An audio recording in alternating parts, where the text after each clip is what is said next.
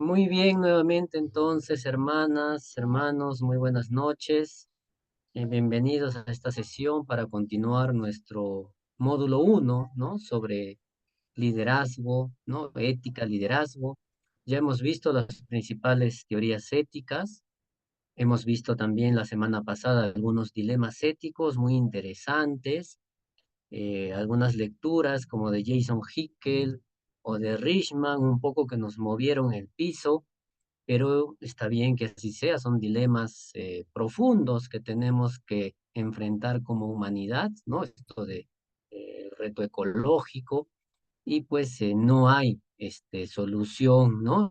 Ya tomada ni escrita, ¿no? Tenemos que discernir, ¿no? Poco a poco, tomar posición y hacer algo en este contexto complejo. Entonces, quien no hubiera podido ingresar la sesión anterior, le sugiero que vea la grabación para estar siempre todos al mismo ritmo.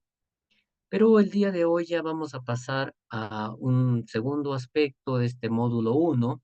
En la introducción hemos estado leyendo ya los contenidos del módulo 2, que como ustedes ven, tiene que ver con el liderazgo evangélico, el liderazgo de Jesús, que es un aspecto más teológico, ¿no? Yo estoy abordando más el tema ético, ¿no? Como ética, como una aspiración universal. Ahora veremos la política, la democracia, ¿no? Pero ya en el tema evangélico lo van a ver en el módulo 2, ¿no? Un liderazgo evangélico al estilo de Jesús con el equipo de teólogos y teólogas. Entonces, para ir cerrando nuestro módulo uno, hoy hablaríamos de política, de democracia, y la próxima sesión, que es el jueves 25 de julio, nos dedicaríamos al liderazgo, ¿ok? Entonces, vamos a desarrollar esta sesión. Yo les propongo que primeramente voy a dar algunos conceptos de democracia que me parece importante revisar, ¿no? Y luego de esos conceptos de democracia vamos a tener una práctica. La práctica consiste en un texto, tenemos un texto de nuestro amigo Rolando Ames. Vamos a leer este texto y vamos a responder unas preguntas que creo nos van a ayudar muy bien a comprender este concepto de democracia y la situación o la crisis de la democracia que estamos viviendo hoy en día, ¿no? A comprender esa crisis de la democracia. Eso haremos en esta práctica intermedia y luego hablaremos de la administración pública y en todo caso, qué significa un gobierno con ética, cómo debería ser un gobierno, una administración pública con ética. ¿Ya? Entonces, empecemos con la primera parte sobre democracia y ética. Permítanme compartir la pantalla. Ya deben estar visualizando las diapositivas. Ustedes me avisan si es que no avanzan, me avisan, por favor, para poder revisar aquí el contenido, que esté avanzando las diapositivas, ¿no? Entonces, en esta unidad vamos a ver ética, democracia y administración pública, y este primer tema es comprender la relación entre democracia y ética. ¿Qué piensan ustedes? ¿En qué estarán relacionados estos dos conceptos? ¿No? ¿Cuáles son sus puntos de encuentro? O quizás son conceptos que están separados, no tienen nada que ver, ¿no? Democracia y ética. ¿Ya? Si alguien quisiera opinar, dar alguna idea de en qué tienen que ver, en qué se relaciona la democracia y la ética, podemos decir algo. Hermana Verónica desea compartir algo.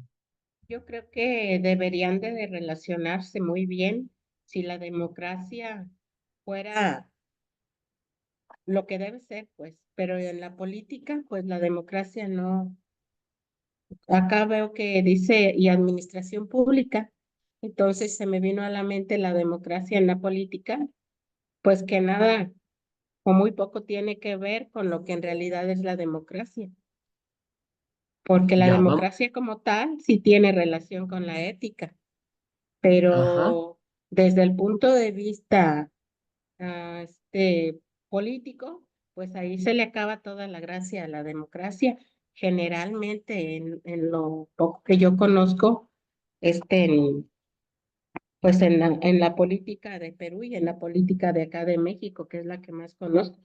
No sé otras en otros países. Gracias, hermana. Entonces vamos Sí. a poner en orden esos conceptos, ¿no? ¿Qué cosa es la política? ¿Qué cosa es la democracia? Porque es difícil, ¿no? Comprender este conflicto entre la democracia como aspiración, pero luego la democracia en la práctica, pues como dice hermana Verónica, decepciona mucho, no logra los resultados que quisiéramos. ¿Y qué tiene que ver ahí la administración pública? Entonces vamos a poner en orden estos conceptos en esta pequeña presentación y luego con la lectura va a ser incluso más comprensible, ¿no? Quizás antes de pasar aquí debería mencionar que la política y la ética están muy relacionados, ¿no? Recuerden que la ética, Justi señalaba que la ética pretendería decirnos cuál es esa mejor forma para convivir, ¿no? Con fraternidad, con respeto, con libertad. ¿Cuál es esa mejor forma de convivencia humana? Esa reflexión, ¿no? Nos daría la ética. Pero para operacionalizar esa reflexión, para llevarla a la vida práctica, a la sociedad, pues la ética va a llegar a la sociedad a través de la política. Es decir, si la ética es la reflexión, la política sería la acción, el poner en marcha esas reflexiones éticas para realmente tener esta convivencia fraterna, ¿no? Respetuosa, como hemos dicho, ¿no? En ese sentido, si esto es la importancia de la política, pues la política tiene regímenes políticos, ¿no? Y uno de los regímenes políticos que hoy en día practican las sociedades modernas es la democracia, ¿ya? Vamos a ver entonces qué es este concepto de democracia. Fíjense que la democracia moderna es una forma de régimen político, es una forma de organizar el poder, diríamos, porque la política trata de organizar el poder, ¿no? En la sociedad. Entonces, la democracia es una forma de régimen político, pero que considera al ser humano como autónomo, ¿no? Como una persona libre, independiente, más allá de su posición social, su posición económica, su origen étnico, etcétera, más allá de cualquier variable, considera a todo ser humano como un ente autónomo, ¿no? En ese sentido, la democracia tiene una pretensión de universalidad y pluralidad. Y fíjense que aquí tiene un encuentro muy cercano con la ética, porque la ética también decíamos que tiene esta aspiración universal, ¿no? De designar como bien o como mal, ¿no? Lo que podría competir a todo ser humano sobre el mundo. Entonces, tanto la democracia como la ética tienen esta pretensión de universalidad, pero también la democracia tiene esta pretensión de pluralidad, ¿no? Porque en la democracia va a haber diferentes personas con diferentes creencias, con diferentes etnias, y hay que gestionar toda esta pluralidad, toda esta diversidad de culturas, ¿no? Y allí también quizás empieza lo complejo, ¿no? De gestionar toda esta pluralidad, pero ese es el deseo y el desafío, ¿no? Entonces podemos decir que la democracia es el espacio más adecuado para pensar en una sociedad de personas libres e iguales. En otras palabras, la democracia es el régimen político que más se condice con la ética, ¿no? Desde las reflexiones éticas que hemos estudiado, ¿cuál sería el régimen político que estaría más a favor, que más acorde, más en sintonía con esas aspiraciones éticas? La democracia. Porque otro régimen autoritario, obviamente no, donde no hay libertades, pues no, los libertaristas cuestionarían un régimen autoritario que limita esta libertad del ser humano, ¿no? Que no respeta la dignidad del ser humano como una persona autónoma. Entonces, el régimen político que más nos conviene desde una reflexión ética hasta el día de hoy, lo mejor que se ha creado es la democracia, ¿ya? Como régimen político. Ahora, sigamos avanzando en el concepto de democracia. Ha ido evolucionando también el concepto de democracia desde aquella democracia que se practicaba en la polis griega, en Atenas, a la democracia moderna. ¿No? La democracia moderna hoy en día podría tener tres características. La primera es que en la democracia moderna los derechos de las personas son universales para todos. No hay derecho solamente para un grupo sí, para otro grupo no, para este partido sí, para los demás no, para esta cultura sí, para la otra cultura no. Eso no debería existir en la democracia. Son derechos universales que tienen las personas. Otra característica de la democracia moderna es que la participación en los asuntos públicos es de manera indirecta, ¿no? Y en todo caso opcional, ¿no? Participamos de los asuntos públicos a través de representantes. Elegimos un alcalde, elegimos un congresista, un diputado, un presidente, y ellos nos representan. Directamente nosotros no tomamos las decisiones políticas, nuestros representantes las toman. Esto en la democracia moderna. Habrán escuchado hablar de democracia directa, ¿no? Donde todos participan de las decisiones, ¿no? Pero eso es muy difícil desde que las sociedades son tan grandes. En Perú somos 34 millones de habitantes, entonces que todos participen en las decisiones políticas como democracia directa sería pues someter al voto de las decisiones frecuentemente y eso se hace ya complejo. Por eso es que actualmente la democracia es indirecta, ¿no? A través de representantes, pero opcional también en el sentido que cualquier ciudadano puede postular para ocupar una representación. Y en la democracia moderna, la tercera característica es la pluralidad, ¿no? Debemos tolerar, respetar las diferentes formas de pensar y de vivir, ¿no? Y tenemos que aprender a vivir y a convivir así, con pluralidad, porque eso es parte de la democracia, ¿no? Eso a veces es difícil de comprender, pero esa es la aspiración, ¿no? Una, una ética cosmopolita, ¿no? Donde todas las diferentes culturas podamos sentarnos alrededor de una misma mesa, respetarnos, tolerar esa pluralidad, no solo de culturas, también de credos, ¿no? Por aquí iría todo lo que es estas aspiraciones de diálogo interreligioso, justamente para respetar también los diferentes credos, las diferentes ideologías políticas, toda esa pluralidad que hay en la sociedad, tenemos que también gestionarla en la democracia, ¿no? Sería lo ideal. Bueno, esas son las características de la democracia como régimen político. También este autor O'Donnell va a definir democracia, ¿no? Y va a decir que es un régimen, ¿no? Y este régimen implica también un sistema de reglas y de instituciones, ¿no? Que, como les decía, se dan para administrar el poder político. Y estas reglas, estas instituciones, nos van a decir también cuáles son los canales de acceso para las posiciones de gobierno, cómo se tiene que postular, cómo va a ser la elección de los representantes. Es decir, democracia como régimen político implicaría sufragio universal, elecciones limpias, es decir, elecciones competitivas, libres, iguales, decisivas e inclusivas, ¿no? Pero la democracia no solamente son elecciones, no es que nos vamos a ver cada 3 años o cada 5 años en elecciones limpias, iguales y decisivas e inclusivas, no. La democracia vamos a ver que es un proyecto de construcción permanente, ¿no? Tenemos que tener ese espíritu democrático. Sí es verdad que hay unas reglas, que hay un sistema, que hay elecciones, pero no solo se construye la democracia en los días electorales donde elegimos, ¿no? Esto es una cultura, es un estilo de vida, ¿no? Constante, permanente, que tenemos que tener estas apuestas por la democracia. También podemos decir que la dimensión fundamental de la definición de democracia es política.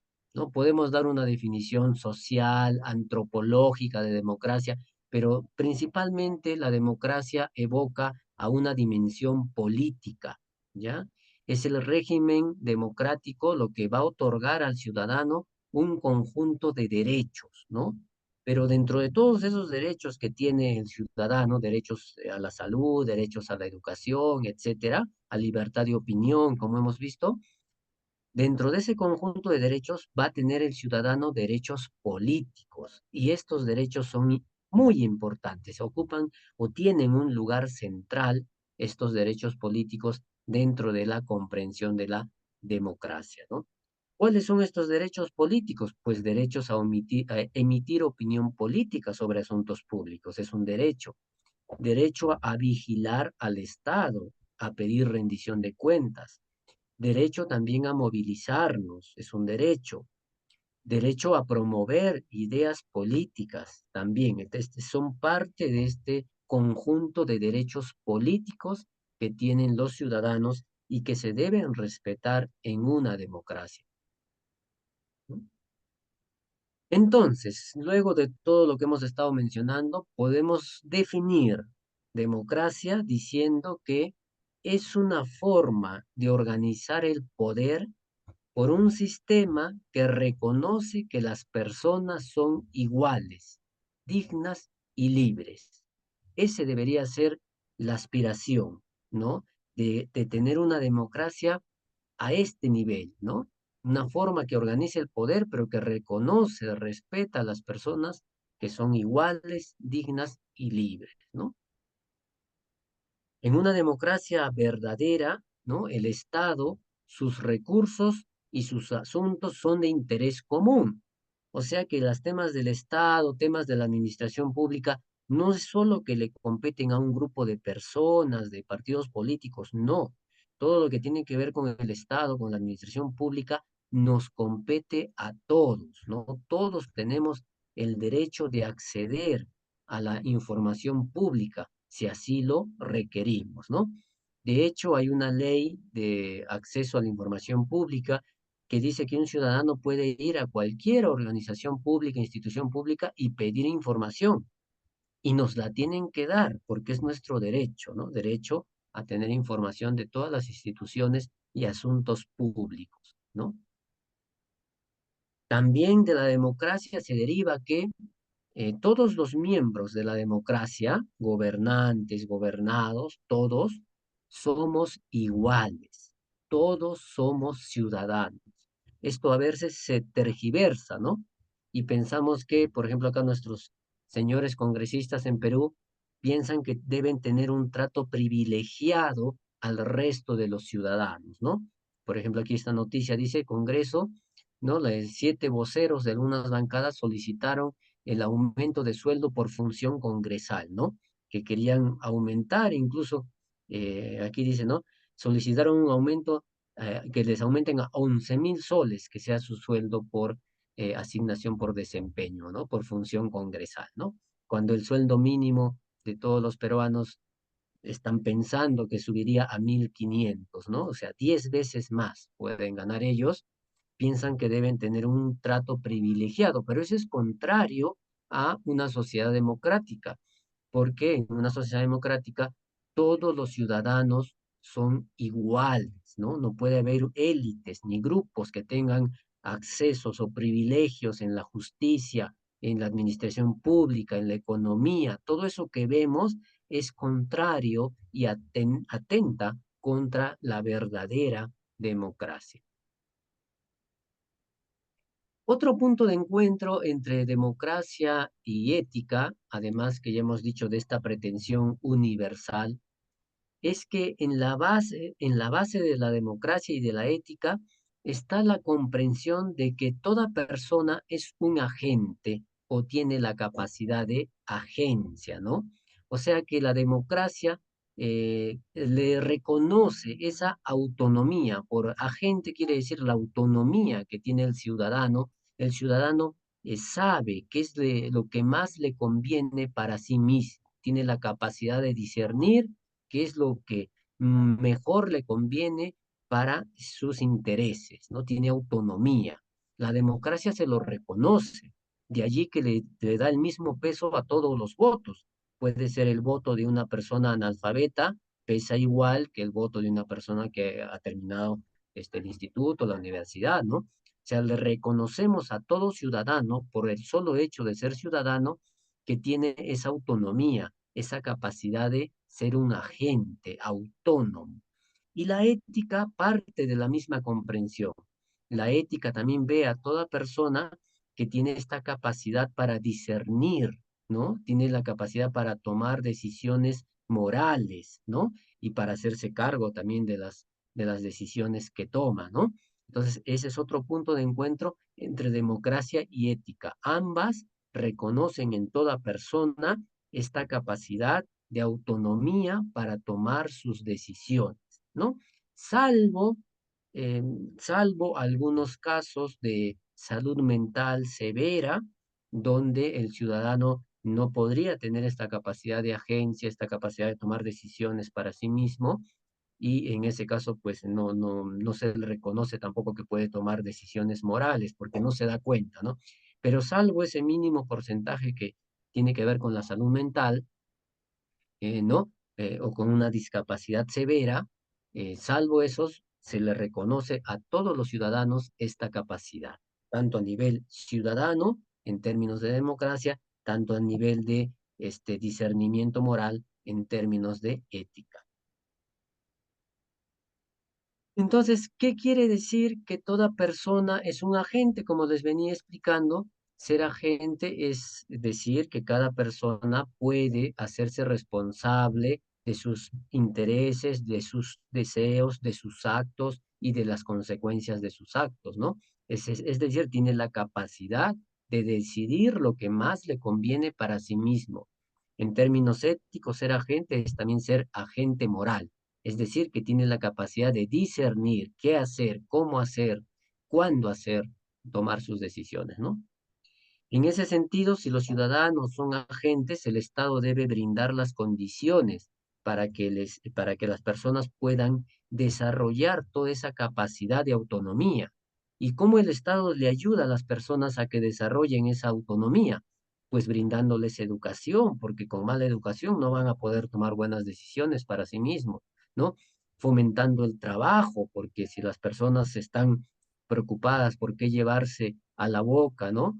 Por qué alimentarse, pues también sus decisiones van a estar condicionadas, ¿no? El Estado también tiene que garantizar salud, porque una persona enferma, ¿qué capacidad va a tener de tomar decisiones? ¿Qué autonomía va a tener, ¿no? Y si las personas tienen esta capacidad de autonomía, eso también quiere decir que el Estado no es el padre ni el hermano mayor de los ciudadanos. O sea, no podemos esperar un Estado que tutela, que dirige, que es como el papá o la mamá de los ciudadanos. No es esa la comprensión de la democracia. Y aquí hay a veces confusión.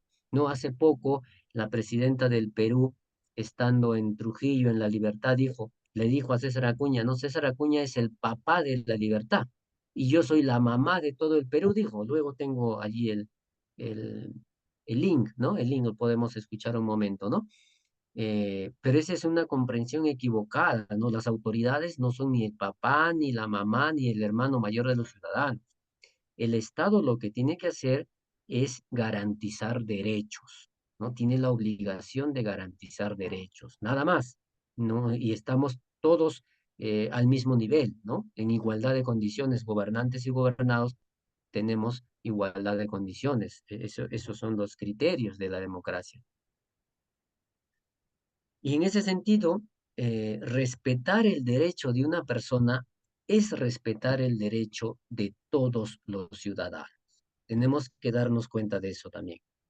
Si es que no respetamos el derecho de un ciudadano, estamos abriendo la puerta para que no se respete los derechos de varios otros ciudadanos, ¿no? Igual si se violenta el derecho de una persona, de un ciudadano, estamos también violentando el derecho de todos los ciudadanos, porque estamos ya abriendo la puerta a que eso pueda ocurrir. En ese sentido, y a veces no lo hemos comprendido así en Perú, ante las muertes que se han dado en las protestas, ¿no? se ha violentado el derecho de ciudadanos, incluso quitándoles la vida, pues tenemos que tener claro de que no solamente se ha violentado el derecho de ciudadanos de Ayacucho, o de Puno o de Arequipa, ¿no? Que han fallecido en las protestas, en esos actos lamentables se ha violentado el derecho de todos los ciudadanos peruanos a ejercer sus derechos políticos, ¿no? Entonces, eso hay que comprenderlo también así, en esa mirada amplia de la ciudadanía, ¿no? Esta es justamente esta noticia que les digo de una mala comprensión de que las autoridades son el papá o la mamá, ¿no? Podemos, a ver si se logra reproducir, podemos escuchar esta declaración, a ver si me permite.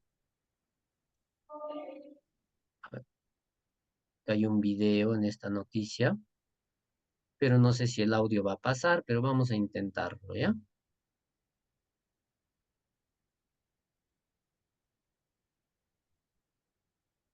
¿Sí se escucha? No, no se escucha aún, No Rafa. se escucha. Tienes que compartir audio. Allá. A ver, A la hora de voy, compartir, activa optimizar video y audio. ya está. A ver, parece que ahora sí, la publicidad siempre. Ya, a ver, ahora sí debería. Vamos a adelantarlo al momento ya. A ver, debería. Como el padre de la región. Escuchemos sus declaraciones. Seguiremos, ingeniero Acuña, gobernador de la libertad. Seguiremos abrazando los sueños y la esperanza de su pueblo que lo eligió. Usted es el papá de la libertad. Soy la mamá de todo el Perú y juntos avanzaremos para poder conseguir los sueños y la esperanza de nuestras hermanas y de nuestros hermanos. Ya, aquí ya se vio un poco la declaración. Voy a volver a la diapositiva. Ok, entonces es justamente, ¿no? Esa comprensión a veces tergiversada de que las autoridades tienen esa función de ser, ese rol de ser como papá, mamá de los ciudadanos. No es así la comprensión de la democracia, ¿no? Todos tenemos capacidad, autonomía, agencia para tomar nuestras decisiones y el Estado y sus representantes lo que tienen que hacer es garantizar que se cumplan los derechos de las personas, ¿no? No en una condición vertical donde uno es el papá, el hermano mayor y los otros son los súbditos, los que tienen que, o el hermano menor, el hermano chiquito que tiene que obedecer o aceptar todo lo que se dice, ¿no? Allá. Entonces, no es una comprensión. Todos somos iguales, autoridades y ciudadanos somos iguales, ¿no? En esta proyección, en este ideal de democracia. Continuemos. Otro aspecto de la democracia también es importante, como hemos venido mencionando, la pluralidad, ¿no? Las democracias modernas tienen instituciones que buscan gestionar la pluralidad. ¿Para qué? Para garantizar la igualdad y la libertad de todos, ¿no? Todos, más allá de su cultura, su etnia, sus creencias, tienen que ser respetados, ¿no? El Estado debe regir para todos por igual, ¿no? Y aquí también hay otro comentario desafortunado, ¿no? De nuestra gobernante, cuando mencionó, ¿no? Que Puno no es el Perú, ¿no? Esto es también contrario a las ideas democráticas, a los postulados democráticos de pluralidad, ¿no? Al contrario, ¿no? Lo que tenemos que hacer es incluir a todos los grupos que puedan estar un poco lejos del Estado, donde el Estado no tiene mucha presencia. El esfuerzo democrático será incluir a todos. Tampoco quiere decir que el grupo que perdió las elecciones también ya se quedó sin Estado, no. El Estado debe regir para todos por igual. No queda clausurado el Estado para quienes perdieron las elecciones, ¿no? Decir que es un Estado que respeta la pluralidad, es decir, un Estado que va a hacer el esfuerzo por incluir a los grupos minoritarios, sean grupos minoritarios en términos políticos, los partidos que perdieron las elecciones los tiene que incluir, sean grupos minoritarios en temas étnicos, ¿no? De procedencia, ¿no? Comunidades amazónicas que están lejos, ¿no? También se tiene que hacer un esfuerzo por incluirlos. En todo caso, estamos ante un gobierno democrático en la medida que es inclusivo, ¿ya? También este esfuerzo de incluir a todos también nos habla de un sistema democrático que se está construyendo, que se está fortaleciendo. Y para gestionar la pluralidad va a ser importante la imparcialidad, ¿no? La imparcialidad se va a constituir en un principio esencial de la vida pública moderna. Imparcialidad, ¿no? Y esta imparcialidad nos habla ya de que detrás de la democracia hay una teoría ética que va a sustentar esto de la imparcialidad. Y ustedes recordarán que es John Rawls, ¿no? La cuarta teoría ética de la que hemos hablado. John Rawls nos hablaba de justicia, pero hay muchas formas de definir la justicia. John Rawls hablaba de justicia como imparcialidad, ¿no? Entonces, en las bases de la democracia, en las bases de la ética pública, está la imparcialidad, está la teoría de justicia que propuso John Rawls. Esa es la que está ahí en la base, ¿no? De esta ética pública. Como sabemos, John Rawls parte de la idea de que los seres humanos, ¿no? Son libres e iguales.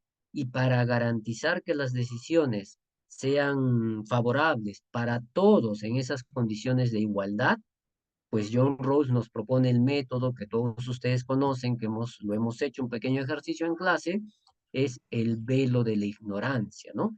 Entonces, cuando queramos tomar decisiones en la administración pública o en democracia, podemos con toda seguridad apelar a la teoría de John Rawls y a su metodología, el velo de la ignorancia, para poder discernir las mejores decisiones en el sector público o en una sociedad democrática, ¿no? Porque ya la teoría nos asegura, nos dice que en las bases de la ética pública y de la democracia está la justicia como imparcialidad de la cual nos hablaba John Rawls.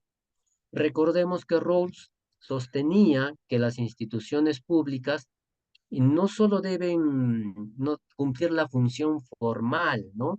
De dar libertad o igualdad, ¿no? O sea, no basta decir todos los niños en el Perú tienen acceso a la educación, eso es algo declarativo, es algo formal, ¿no? El Estado debe hacer un esfuerzo para asegurar que en términos reales todos puedan acceder a las mismas oportunidades que brinda el Estado peruano a los ciudadanos, ¿no? Que todos tengan la misma oportunidad de beneficiarse de los servicios que ofrece el Estado, pero en términos reales, no solo en términos declarativos.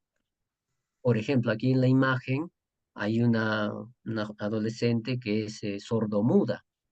Entonces, no basta decir que todos tienen derecho a la educación, eso es declarativo.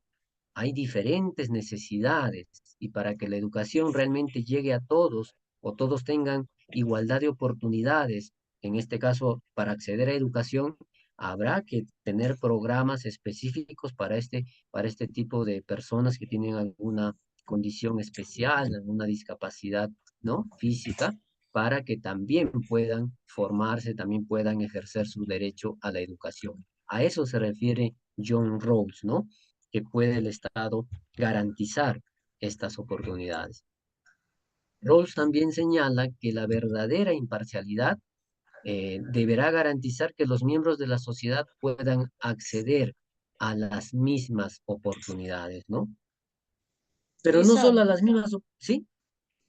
¿Alguna consulta? Me parece que alguien habló. Isa, Ah, no, parece que hay un ¿estás micro despierta? abierto. Si podemos cerrar el micro, por favor. Sí, ya silencié el micrófono. Por favor, Ah, mantener ok. sus micrófonos apagados, por favor. Ok, gracias. Entonces, además, dice John Rawls, tienen que tener las mismas oportunidades también en términos de calidad, ¿no?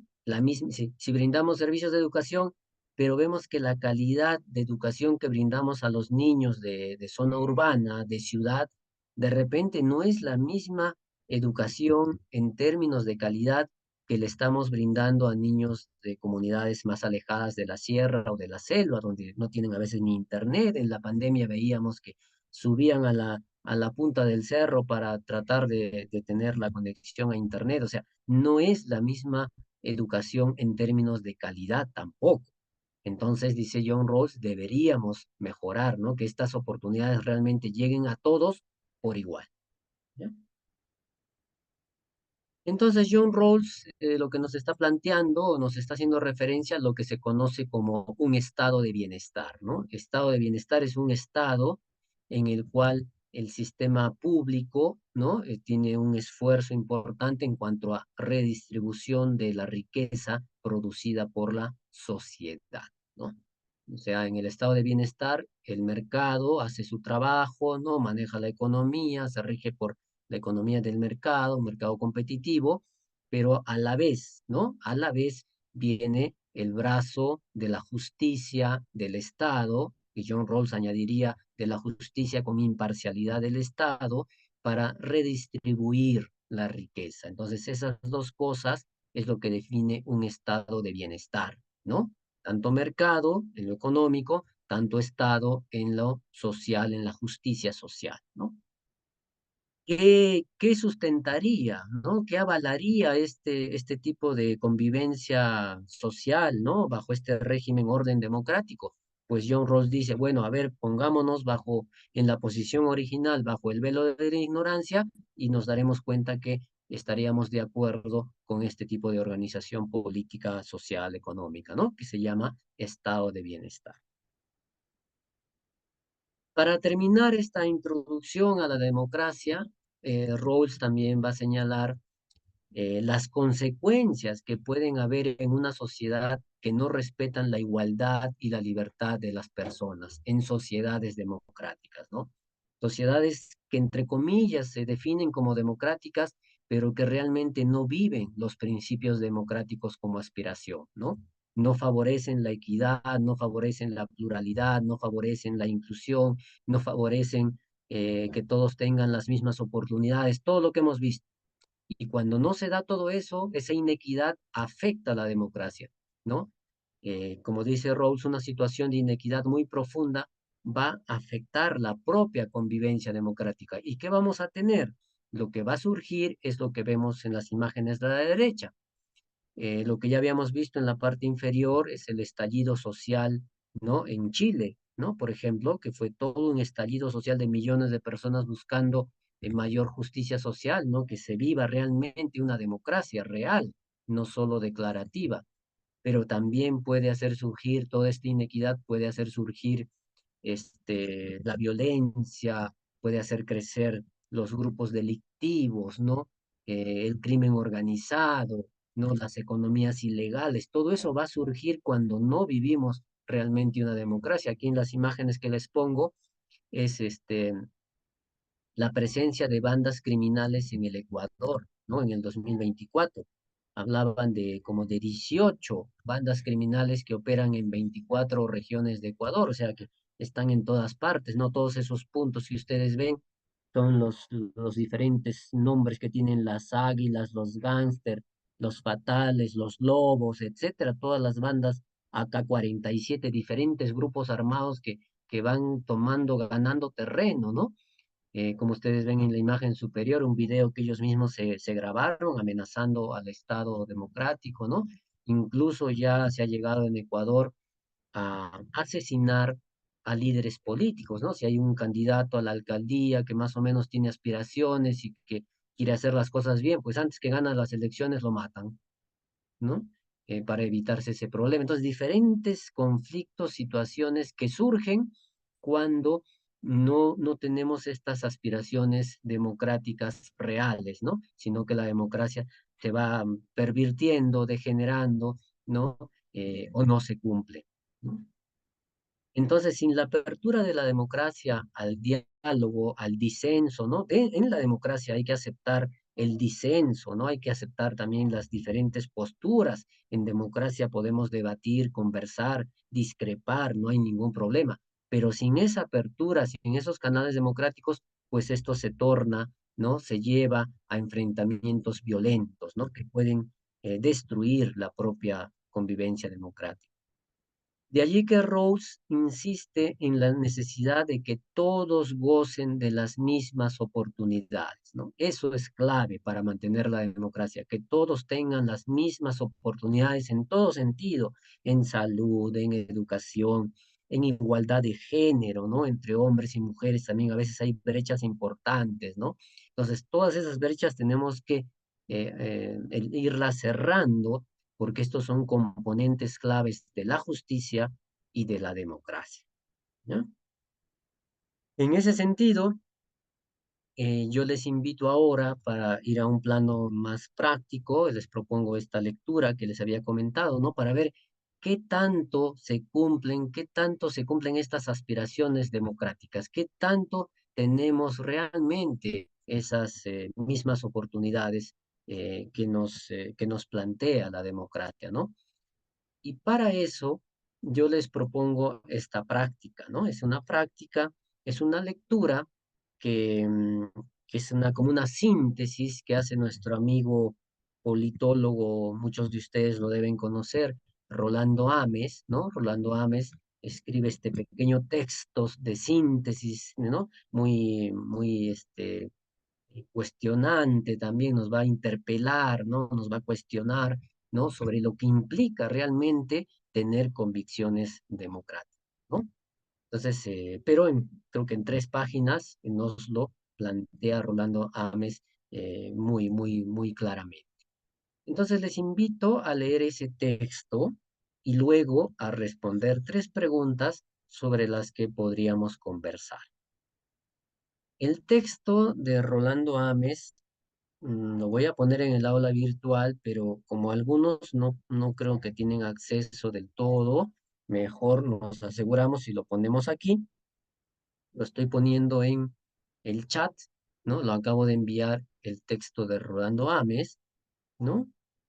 Y es una práctica individual para que cada uno pueda leerla, este pequeño texto, y luego de eso pueda responder 3 preguntitas les podría plantear de este texto. Lo voy a poner en la pantalla, si no, como práctica 3, que podamos responder a estas preguntas. Lo voy a poner en la pantalla mejor.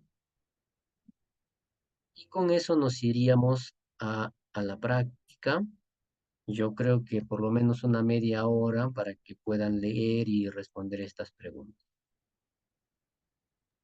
¿Es trabajo en grupos o es personal? Es personal, esta práctica es individual. Ok. Ciertas rivalidades. ¿Aló? ¿Me escucha? Sí, sino que se activó la grabación, por eso estaban avisando que se activaba Entonces, la grabación. Pero le estamos escuchando bien, hermana Angelina. Adelante, siga. bueno, entonces yo pienso que no se puede hablar de una democracia cuando todavía hay una gran brecha de desigualdades que nos llevan a no tener esas mismas oportunidades básicas que no están satisfechas, un maltrato de discriminación que todavía se da, ¿no? Sobre todo con la mujer o con los niños o con las personas más vulnerables, con el género. Entonces, ¿de qué democracia estamos hablando? O en la parte educativa, donde todos no tienen esos mismos accesos para poder entrar de repente a esas oportunidades de educación. ¿De qué democracia, decía yo, podemos hablar? He puesto en esa respuesta que me ha llevado a pensar. Gracias, hermana Angelina. Sí, efectivamente, me parece una respuesta bastante completa, ¿no? Hay que utilizar estas sociedades que tienen altos grados de desigualdad, ¿no? En salud, en educación, en ingresos. No pueden utilizar el concepto de democracia o tendrán que usarlo con cierto cuidado porque por naturaleza democracia evoca a libertad, a igualdad. Y si eso no va acompañado en la práctica con mayor equidad, pues vamos a generar frustración. Más bien, cuando les presentemos la democracia generamos frustración, ¿no? Eh, Pero también ha levantado la mano la hermana Amalia. Adelante, hermana Amalia, sobre esta primera Sí, pregunta. muy buenas noches a todos y a todas. Sí, en realidad el autor quiere hacernos conscientes, puntualizar pues que si no hay una coherencia, una congruencia en el tema democracia con la práctica, con lo que se puede observar en el día a día, entonces este valor de democracia va quedando muy apartado de lo que realmente significa para los pueblos, para las culturas, porque tiene en cuenta mucho el tema de identidad, el arraigo de las personas, el acervo cultural, la reducción de la brecha que mencionaba la hermana Angelina. Entonces, el tema de oportunidades también en un pueblo y el desarrollo que incluye a todos. Entonces, hablar de un sistema democrático y verlo en la realidad en un atraso, indicadores que nos dice que esto desentona o va disociado de lo que se promulga, se impulsa, se dice, entonces nos deja como una interrogante muy grande en qué medida estamos comprendiendo la densidad y el valor que tiene ese término y en la vida del ciudadano y en la vida de todas las personas. Entonces nos lleva a como a replantear cómo estamos comprendiendo este valor muy importante de democracia que lleva a la consolidación, que lleva al desarrollo, que lleva al bien común, que lleva a preocuparnos por aquellos que necesitan ser atendidos, que son en sus mayorías. Entonces, el autor pues nos menciona que hay que tener cuidado, que no nos podamos confundir y no vaya a ser que probablemente estemos aceptando situaciones y normalizándolas en el contexto. Entonces, por ahí un poco que el autor va proponiendo esta, digamos, como alerta, estar alertas a ello para poder vivenciar y verdaderamente darle pues el sentido que tiene es el valor democrático en la vida de los pueblos, en la vida de un país, de una nación. Gracias. Gracias, hermana Amalia. Excelente. Creo que lo ha explicado muy, muy bien, ¿no? Esta inquietud que nos traslada el autor, ¿no? O sea, ya, pero voy a dar la palabra mejor. Verónica, la hermana Verónica, y después Hernán. No sé si alguien más había levantado la mano. Berta también creo. A ver, empecemos con hermana Verónica, adelante. Bueno, para tratar de no repetir mucho, solamente la inquietud. A mí se me hace también muy buena la lectura, pero también como me llegó esa inquietud en el sentido de que, qué tanto quienes elegimos a las autoridades, las elegimos conociendo estos términos, dándonos cuenta del significado y yo pensaba, y los que están en el poder no saben la profundidad y el sentido por ejemplo, de la palabra democracia, qué implica. Se me venía a la mente la presidenta Dina cuando dijo que Puno no era Perú y otras cosas pues que ha tenido en mucho desacierto. Y yo pensaba, se me venía a la mente, bueno, eso lo dice ahorita que ya tiene el poder, antes no lo hubiera dicho, porque entra también en juego la corrupción, pero también entra como la formación en las familias, porque yo pensaba en las familias mismas, ¿qué tanto se da esta democracia? Porque muchos de los valores que expresamos en cualquier profesión, de profesores, de médicos, etcétera, siempre vamos a incluir lo que ya traemos de formación desde nuestras familias. Y si en las mismas familias la democracia no existe, porque en las mismas familias hay diferenciación y ya hay que al papá se le da esto, que al hijo mayor se le da esto, que al fulanito se le compra esto y a la menganita no, por decir hombre, hombre, mujer, etcétera. Entonces, pues todos esos, toda esta cultura tiene que ver también con el aprendizaje de los valores que traemos, porque es difícil expresarse o vivenciar aquello que no se ha practicado nunca o muy pocas veces. Entonces, pues desde allí andamos mal. Y luego si, porque aquí el autor dice que no se puede decir o que se tiene que utilizar con cautela la palabra democracia, sobre todo en los lugares donde no se les incluye a las personas con sus necesidades básicas, en la atención de sus necesidades básicas. Y yo digo, pues sí, pero también eso se da desde la casa, pues desde las familias. Desde allí andamos mal. Gracias, hermana, qué interesante. Lo ha llevado usted incluso a un plano familiar, ¿no? Sí, pues. Ese también ya tiene que ver con la otra pregunta que vamos a ver, ¿no? ¿Qué es democracia política? ¿Qué sería democracia cultural, ¿no? Muchas gracias. Ahora le damos la palabra a Hernán. Buenas noches, Rafael. Buenas noches con todos, con todas. Mira, reflexionaba a partir del texto de Ame, que es muy intuitivo, muy sustancioso, y lo empataba un poco con el audio que nos compartiste, ¿no? De la presidenta con el presidente regional, ¿no? Y esta incomprensión de lo que es la democracia política y de la desconexión, por tanto, con una democracia social que también debería ir paralela, ¿no? Melliza, ¿no? Y yo quiero sacar más bien una cosa muy práctica, ¿eh? Disculpen, de repente es demasiado banal, pero creo que puede ser útil. Este concepto que la presidenta mostraba, que revela pues su desconexión, su ignorancia de lo que debería ser, primero su rol, ¿no? Y segundo, el concepto más amplio de democracia, ¿no? Este estilo de hablar medio entre paternalista y monárquico, ¿no? El padre, ¿no? Me recordó a un antiguo cómico, tal vez ustedes lo recuerden, Tulio Loza, ¿no?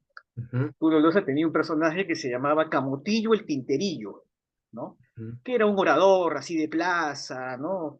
Así medio tinterillero, ¿no? Pero que siempre usaba este concepto de papá gobierno, ¿no? Decía así, el papá gobierno nos ha dicho, papá, hay que pedirle al papá gobierno, acuérdate. Entonces refleja también esta cultura, ¿no? Tan enraizada de ser como los pollitos ahí con el pico abierto esperando que caiga de arriba el papá gobierno que nos da las cosas, ¿no? Pero yo iba a esto concreto. Hay esta costumbre fatal en todos los medios y que todo el mundo repite, ¿eh? De llamar a los congresistas padres de la patria, ¿no? Ya seguro se han dado cuenta ustedes que ese concepto, ese tratamiento hace agua por todas partes, ¿no? Primero porque, por lo que hemos dicho, no puede haber una relación de paternidad en una sociedad democrática. Somos una sociedad, un conjunto de ciudadanos libres e iguales, ¿no es cierto? Entonces esa paternidad es absurda. Y segundo, porque históricamente es inútil, perdón, es fuera de contexto, ¿no? El padre de la patria, o la madre de la patria, por supuesto, también, ¿cómo no? Es una persona que en la historia ha tenido un valor descollante, ¿no? Por ejemplo, los norteamericanos llaman padres de la patria a los que firmaron la Constitución, ¿no? Los padres fundadores. Y tiene razón, pues, porque han fundado la nación a través de esa Constitución que es tan famosa y tan ejemplar, ¿no? Bueno, por ejemplo, en la India llaman padre de la patria a Mahatma Gandhi. Y tiene razón, porque él empujó la independencia del gobierno colonial inglés, además lo hizo con este discurso pacifista, que lo ha hecho pues una figura mundial en la historia de la paz, digamos, ¿no? Es el padre de la patria, ¿no? En Sudáfrica llaman padre de la patria a Mandela. Sabemos todos pues el recorrido de Mandela, que digamos terminó con el apartheid, ¿no? Allá, muy bien, ¿no? En Inglaterra llaman padre de la patria a Churchill, primer ministro de la guerra, de la Segunda Guerra Mundial, ¿no? Que les dijo, vamos a ganar, vamos a salir de estas, pero antes va a haber sangre, sudor y lágrimas. Ya está. Entonces, vemos que el padre de la patria o la madre de la patria es una persona de un enorme peso en la historia, que casi la ha definido, ¿no? Y aquí yo no sé por qué, de dónde ha venido esta costumbre de a los congresistas, por el solo hecho que lo son padres o madres de la patria. Lo cual también tiene yo creo que de rebote, un efecto psicológico negativo, porque al ver lo torpes que son, los ineptos que son, cuando no corruptos, ¿cómo podemos llamar padre o madre una cosa así? Es una cosa totalmente deprimente, ¿no? Entonces yo creo que es una modesta contribución. Hay que hacer una campañita por ahí, ¿no? Para que todos nos eduquemos y en los colegios, en las universidades y sobre todo en los medios, que son los que difunden esto, le quitemos este titulito postizo e inconveniente a los congresistas, ¿no? Porque no son padres de la patria, en todo caso serían padrastros, ¿no? Nada más. Gracias. Gracias. Gracias, gracias, Hernán. Sí, pues hay todas estas formas de desvirtuar la democracia, ¿no? Ciudadanos libres e iguales, ¿no? Y diferentes ejemplos hay, ¿no? Otra congresista en Perú dijo, ¿no? No le permito que venga aquí a mi casa a reclamar o a decir esto o lo otro, ¿no? Decía que el Congreso es su casa, ¿no? Y cosas así, que lo tienen, ellos lo piensan así, ¿no? Están convencidos de que es así. Pero hay que recordarle siempre que democracia evoca a otros valores, ¿no? Evoca otros valores y en todo caso, la democracia también se construye, ¿no? Y creo que iremos evolucionando poco a poco, comprendiendo qué es realmente la democracia. Pero sí, pues, debería haber mayor equidad. Si uno llega a un país, ¿no? A una sociedad y ve bastante desigualdad en términos económicos, en términos de acceso a salud, en términos de acceso a la justicia, y le pregunta, ¿y aquí cómo están en su política? ¿Cómo ya? Ah, esta es una sociedad democrática. Uno se cae como condorito para atrás, ¿no? O sea, no se condice, ¿no? No, no, eso no es democracia, ¿no? A otras cosas habrán disfrazadas de democracia, seguramente.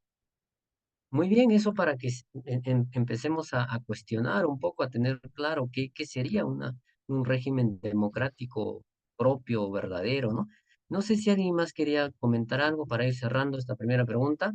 Denise, Yo sí quería también comentar algo sobre esta primera pregunta, sobre todo ese punto, es lo que la mayoría han dicho de la desigualdad que existe entre la gente, entre la población.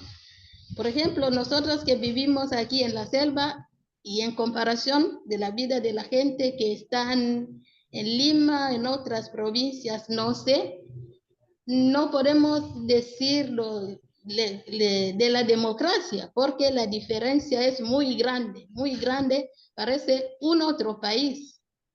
Y con estas, con discriminación, con todo lo que existe aquí, de verdad es muy difícil de confirmar la democracia que existe. Yo también digo así que con la igualdad tan grande, la discriminación racial, muchas cosas negativas, es un poco difícil para confirmar,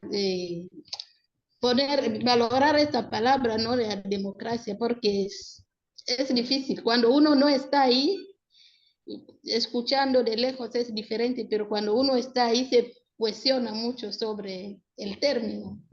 Eso es lo que yo quería exactamente. aportarles. Sí, sí, exactamente, ¿no? Cuando uno ve esas realidades tan duras, ¿no? Que no hay derechos, no hay justicia, ¿no? Entonces dice, ¿en qué estado estamos? ¿En Y qué régimen jurídico? falta mucho de verdad, falta mucho. Muy bien, gracias hermana Denise. No sé si alguien más quería opinar sobre esta primera pregunta, si no, también podemos opinar en la segunda. La segunda pregunta dice, ¿qué quiere decir el autor cuando señala que democracia se refiere tanto al proceso político como al proceso cultural?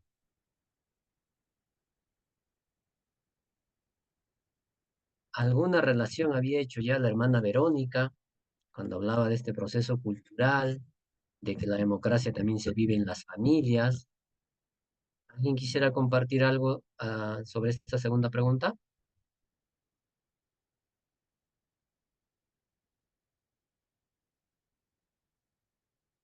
Berta, adelante.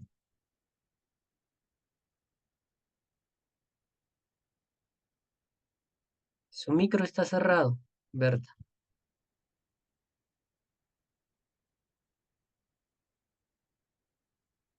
Acá está. Ahora sí, ahora sí. Sí, ¿no? Ya. En esta segunda pregunta, Ames nos hace notar, ¿no? Porque subraya que una democracia sólida requiere no solo de que hayan estructuras formales y procedimientos, sino, sino también que exista un entorno cultural que fomente y sostenga los valores democráticos, ¿no? Porque sin una cultura democrática, los procedimientos políticos pueden ser insuficientes para garantizar que la democracia sea genuina y efectiva. Entonces, ¿Ah? desde como proceso, eh, ¿cómo podría decir? La democracia no solo se manifiesta en las instituciones y procedimientos formales, ¿no? Como cuando elegimos o cuando vemos la separación de poderes y cuando se declara el Estado de Derecho, ¿no? Se sostiene que existe, sino también en la cultura política de la sociedad.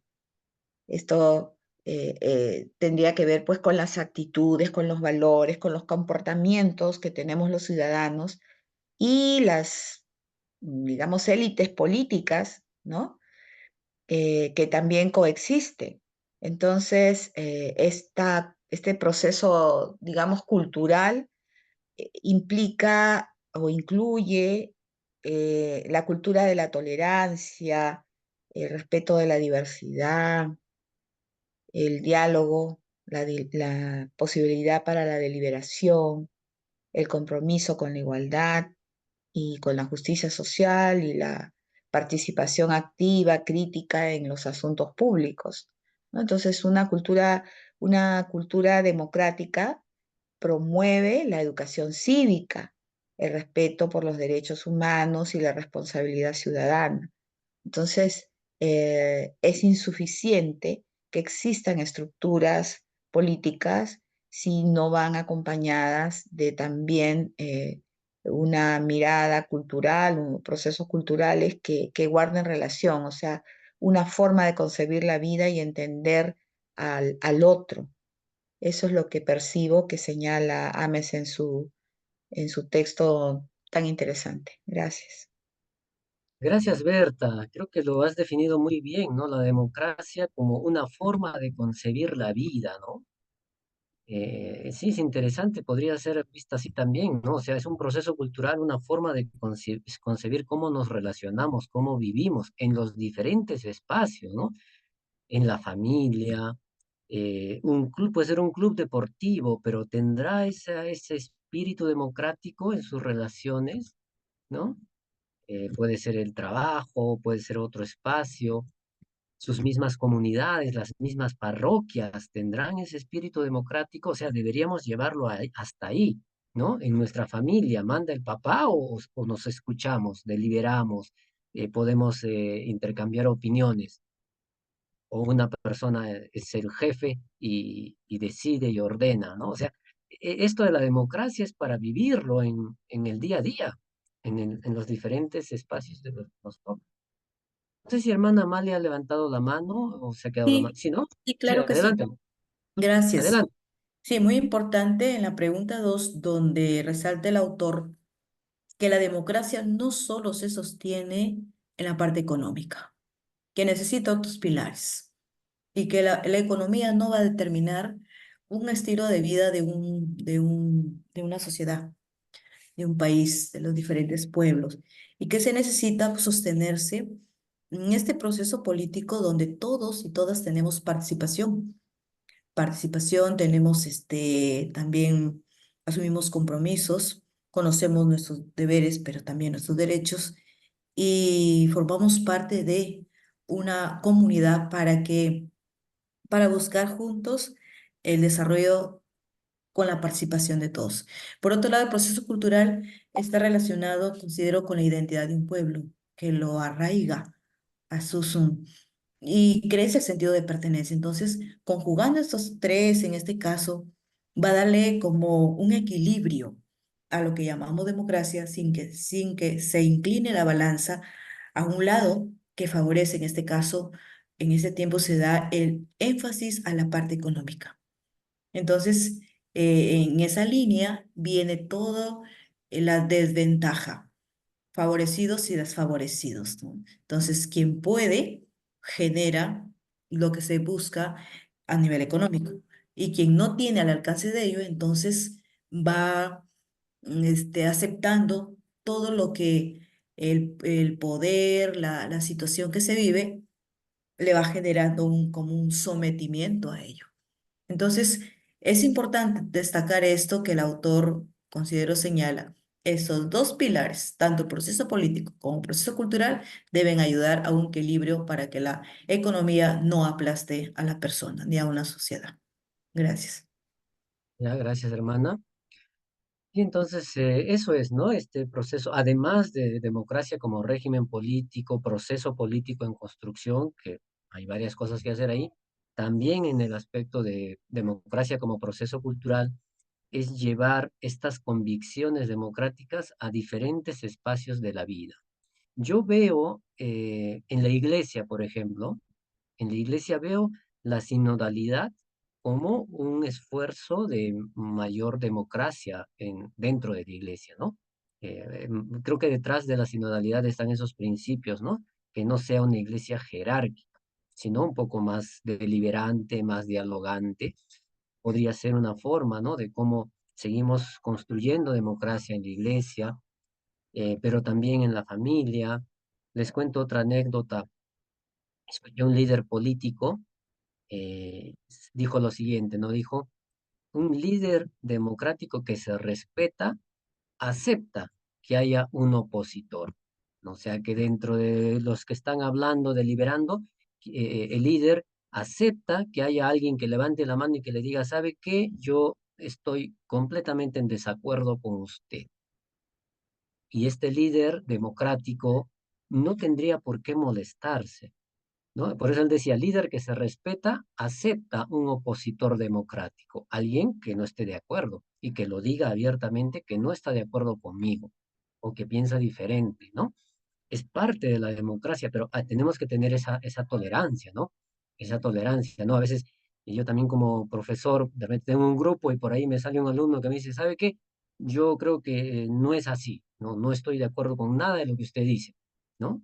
Tenemos que acogerlo y bueno, ¿usted qué piensa, no? Y conversemos, dialoguemos, pero a veces podemos también reaccionar de otra manera, ¿no? Por eso tenemos que en ese momento volver a nuestras convicciones, nuestro espíritu democrático de decir, bueno, tenemos derecho a pensar diferente en todos los planos, ¿no? Que nos da esta sociedad, ¿no? En un plano ya más cultural, propiamente de comunitario, como decía hermana Amalia, también hay experiencias. Yo, de hecho, estoy estudiando el concepto de lo político de los pueblos aymaras. Es muy interesante cómo concibe la política las comunidades aymaras. Quizás aquí hay personas que conocen, ¿no? O han convivido con la cultura aymara. Es otra forma de comprender la política. Ellos no entienden lo político en Occidente, alude a poder, como hemos visto en las definiciones, gestión del poder. Para los pueblos aymaras, lo político es el servicio, no es poder, lo político es servicio. De allí que los representantes de la comunidad, el Gilacata, por ejemplo, que lo eligen ellos, tiene que estar al servicio de la comunidad.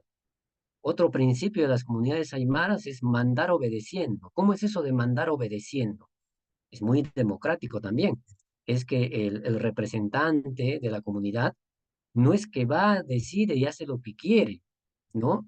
El líder de la comunidad pregunta a la comunidad, ¿qué dice la comunidad sobre este aspecto? Ya toma un acuerdo de la comunidad y el líder obedece, va, representa la postura, la decisión que ha tomado la comunidad. No puede plantear otra cosa que él quiera, tiene que mandar obedeciendo a la comunidad. Fíjense, hoy en día nuestros congresistas nos ofrecen una y otra cosa, pero cuando llegan allá hacen lo que quieren, no obedecen al pueblo, ¿no? A lo que el pueblo quisiera, ellos hacen lo que más ventaja les dé. Allá no, allá la comunidad controla, ¿no? Ese principio de mandar obedeciendo, ¿no? Allá en los pueblos aymaras también este cargo del Jilacata, que es su principal cargo en las comunidades, es rotativo, no es que se va a elegir, ¿no? O sea, es una democracia que procura el consenso, las decisiones se toman por consenso, la gran mayoría, casi todas son por consenso, no por mayoría simple. Tratan de llegar al consenso democrático. Y como les decía, la elección de los cargos son rotativos. Este año le toca a la familia tal, al otro año a la familia tal. He visto incluso que ellos ya tienen el cronograma de sus representantes. Hasta el año 2036 ya está designado ya quién le toca el 2024, el 2027, el 2029, el 2030, ya está porque es rotativo. Entonces es otro concepto, ¿no? Otra forma pero en sus fundamentos bastante democráticos, ¿no? Hombre y mujer también pueden asumir los cargos, la dualidad es importante, entonces no hay esa segregación ni discriminación de la mujer, tratan de ponerle siempre al mismo nivel del varón, ¿no? De hecho, este cargo de Jilacata se debe asumir en pareja, en la dualidad. Esposo y esposa deben asumir el cargo de representantes de la comunidad. Y así varios principios aymaras que nos dan una lección a las sociedades modernas de vivir realmente los principios democráticos, ¿no? Pero es ya a nivel cultural, ¿no? Toda la cultura tiene estas tradiciones ancestrales, ¿no?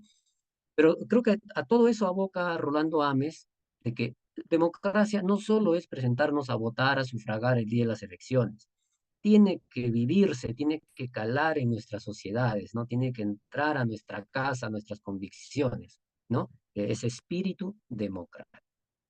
Y terminamos, disculpen si me estoy extendiendo, con la tercera pregunta. Quizás también ahí hay una pista interesante que seguir a Rolando Ames, aunque la hermana Amelia hablaba esto de la economía también. La tercera pregunta es, ¿cuál es la relación que establece el autor entre la corriente neoliberal, la cultura consumista y la democracia política? ¿Alguien de repente nos quiere compartir qué relación ha encontrado entre esta corriente neoliberal, el consumismo y la democracia como régimen político?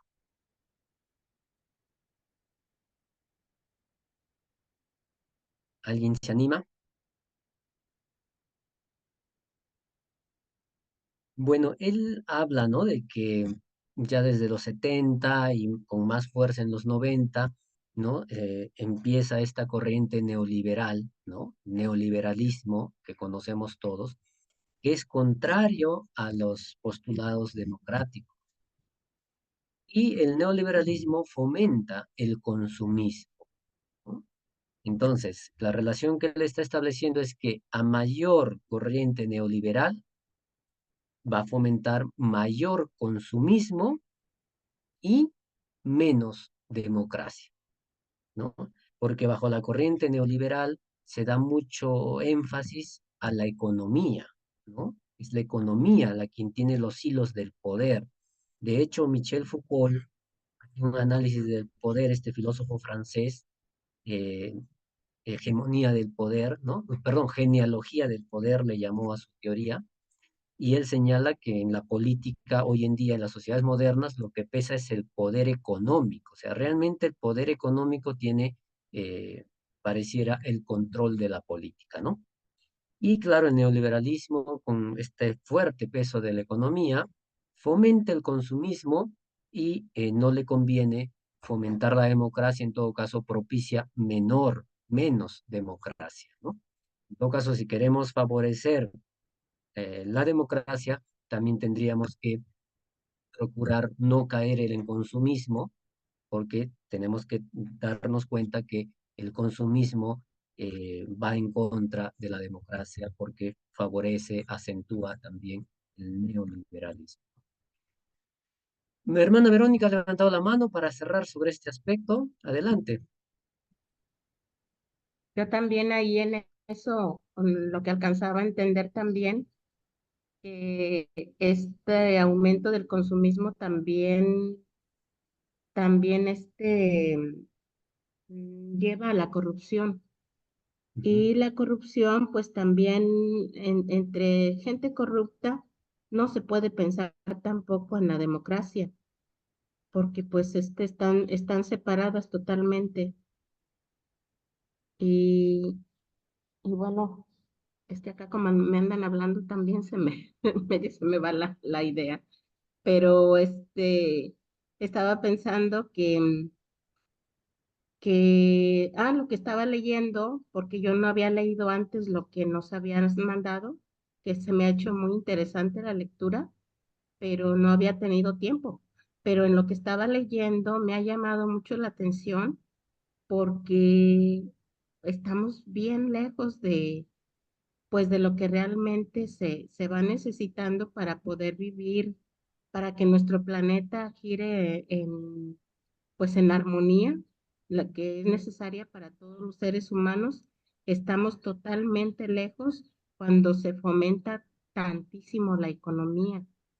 Se, se infla de tal manera que se olvida el ser humano del ser humano, de la dignidad del ser humano, porque son otros intereses de poder y de dinero, y ya con eso pues se pasa a términos totalmente que nada tienen que ver, y pues entra también en esto, nada, que se tiene que ver para nada con la democracia, porque andamos muy lejos del centro. Ajá. Sí, sí, claro, hermana, muy, muy bien su aporte sobre la corrupción también, ¿no? Efectivamente, a la corrupción le convendrá un Estado democrático fuerte, con una democracia consolidada, no le conviene. ¿Por qué no le conviene? Porque democracia evoca a transparencia, democracia evoca a rendición de cuentas. Y claro, a la corrupción eso no le conviene. Entonces, a la corrupción no le conviene que tengamos una democracia consolidada, ¿no? Gracias, hermana Verónica. Hermana Angelina, adelante. Hola. Sí, Eh, yo estaba pensando un poco que sí, pues hay toda una corriente neoliberal donde ya no hay un control de una economía, donde se impone y la corrupción es pues la madre de todas las decisiones, todos los servicios, especialmente como habla aquí de la salud y de la educación, van a quedar en segundo plano. Entonces, esta corriente neoliberal hace que la persona cada vez se vuelva un poco como más esclava, ¿no? De estas estructuras que nos esclavizan y que imponen sus derechos a su manera, ¿no? Porque es un derecho a su manera, una democracia arreglada a su manera. Entonces, la palabra democracia ya está distorsionada, porque ya perdió su valor. Igual, esos éxitos económicos van a despuntarse realmente importantes, bonanzas por largo periodo para aquellos países realmente, pues, que tienen toda la trayectoria de ganar, mientras que las pequeñas empresas, pequeños empresarios van perdiendo. Entonces, campo amplio que yo lo veo, de un consumismo, de una corrupción, no hay un control. Estamos perdiendo un control de una sociedad porque esta democracia que hay en la igualdad de los derechos, donde la persona tenga por lo menos nuestros servicios básicos que hablábamos anteriormente y que los tenga buenos, ya no van a ser controlados porque cada una va a poder imponer lo que esa libertad le sugiere, ¿no? Por esa corrupción misma, lo que está ofreciendo y lo que vemos ahora, ¿no? Un servicio que hablamos, decimos que es democracia, pero que al final te engañan y te muestran otros servicios, incluso la misma medicina, las mismas ediciones que están adulteradas y que hacen que a la misma gente más humilde le engañemos. Entonces, veo como que se está perdiendo el control y la confianza de esa palabra democracia. Gracias. sí, hermana, gracias. Sí, usted ha tocado un tema también interesante sobre cómo poco a poco se le va recortando las libertades, ¿no? A las personas se le va oprimiendo, ¿no? Esto Foucault, él habla de biopolítica, pueden buscarlo así, biopolítica. Bio, claro, vida, política, poder, ¿no? Es el poder que controla la vida. ¿no? Adrede, ¿no? Adrede. Y claro, el Estado debe garantizar educación para que los ciudadanos puedan, a su vez, cuando sean mayores de edad, ejercer sus derechos ciudadanos cabalmente. Pero si es una población analfabeta o que tiene una mala formación, ¿qué derechos ciudadanos van a poder ejercer? Entonces a estos grupos tampoco les conviene que nuestra gente se eduque. Y así se entiende cómo pueden dar leyes que dañan el sector educativo, ¿no? Diferentes leyes, tanto curriculares como de nombramiento, ¿no? No sé, diferentes situaciones que uno dice, pero ¿cómo pueden hacer algo que va en contra del sistema educativo? Es que no les interesa, es que no les conviene, ¿no? Por ello es que la gente no se eduque, que no desarrolle pensamiento crítico y así lo podemos manipular también más fácil, ¿no? Y eso es biopolítica. Ya es un control adrede del poder que quiere condicionar, manipular a las sociedades, ¿no? A la vida. Creo que alguien más había levantado la mano. Muy bien. Sí, yo, Ya, nuevamente. sí. Adelante, hermana. Sí, es que como estaba la Gracias. mano, ya. Hermana Amalia y después Berta. Adelante. Sí, sinceramente, todo eso que vemos en estructuras grandes, también lo podemos ver en estructuras pequeñas y que de pronto no le prestamos atención porque no se ven, pero que lo hacemos. Y eso pasa en estructuras familiares, comunidades religiosas, la misma iglesia, donde se ven todas esas estructuras, pero que no le damos el valor que tiene, o sea, no lo reconocemos. Pero podemos mirar las estructuras bien organizadas que se observan en el día a día y de pronto genera en nosotros esta admiración o este asombro, la llamada corrupción. Pero sí tendríamos que tener una mirada también interna. ¿Por dónde estamos cooperando con este tema de sistemas? ¿Cómo estamos fortaleciendo también este estilo de vida? Y de pronto lo estamos viviendo, pero con otro nombre. De pronto estamos viviendo el neoliberalismo, pero no nos damos cuenta. De pronto somos parte de un consumismo, pero lo estamos aceptando poco a poco y vamos normalizando lo que acontece. Entonces, ¿cómo aprender a ser críticos de esas situaciones, estructuras grandes, estructuras medias, estructuras pequeñas? Entonces, cada vez si uno va poniéndose de parte del neoliberalismo, claro está que el poder económico va a tener su dominio en algún momento. Entonces, los poderes hegemónicos son los que van a ir determinando los estilos de vida. Y el que no puede responder frente a ello va a ir cediendo. Usted muy bien decía, si no nos educamos, si no somos críticos, no somos reflexivos, siempre vamos a estar aceptando todo lo que viene y de pronto así va a ser, hasta en las estructuras religiosas.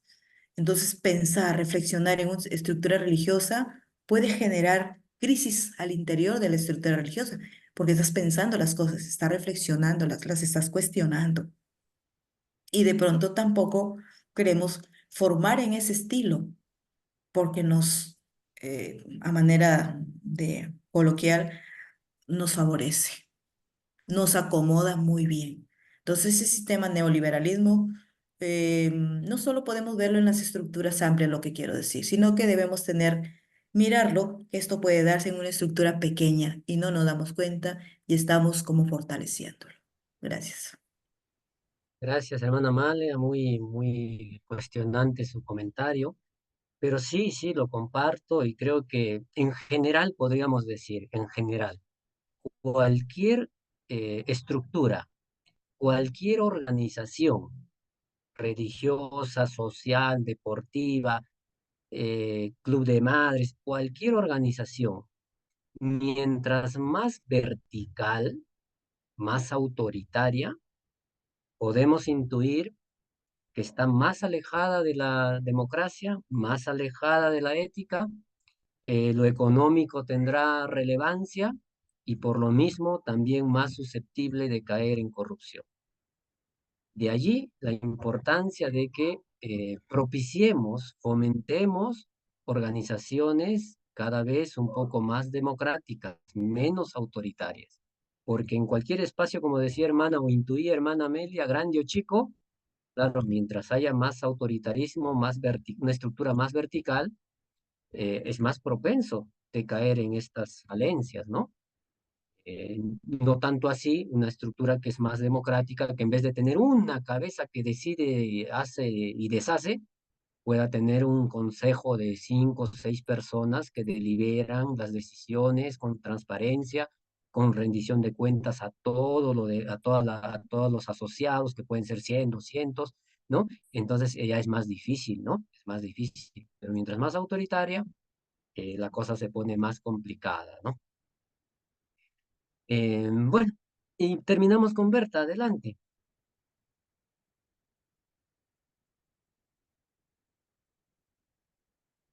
Su micro está cerrado. Gracias, disculpe. Qué interesantes las intervenciones y la profundidad de cada una, ¿no? Que nos permite mirar un panorama muy amplio con respecto a lo que nos está planteando Ames y la pregunta también. Eh, yo me quedó resonando cómo se produce el debilitamiento de los valores democráticos cuando se combina entonces el neoliberalismo y la cultura consumista, ¿no? O sea, esa combinación es muy, muy dañina porque erosiona los valores democráticos de solidaridad, de igualdad, de justicia social, ¿no? De responsabilidad social inclusive. Y todos estos son pues esenciales para una democracia saludable. Entonces, muchas veces podemos estar inmersos, ser parte de esta combinación que pareciera muchas veces que pasa desapercibida, ¿no? Y, y con ellas, pues, con la vivencia de, de estas corrientes, ¿no? Que nos atrapan, pues vamos debilitando, contribuyendo al debilitamiento de estos valores democráticos, ¿no? Creo que Ames entiendo que argumenta que la corriente neoliberal y la corriente consumista pueden debilitar los fundamentos de la democracia política al promover la desigualdad, ¿no? La desigualdad económica y también reducir la participación cívica y el compromiso con los valores democráticos. Entonces, ¿qué podemos hacer, no? Yo me miro en mi rol de educadora,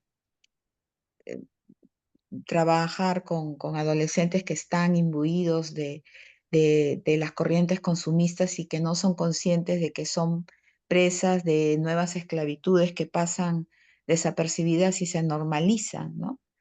Eh, Creo que habría que preservar y fortalecer la democracia.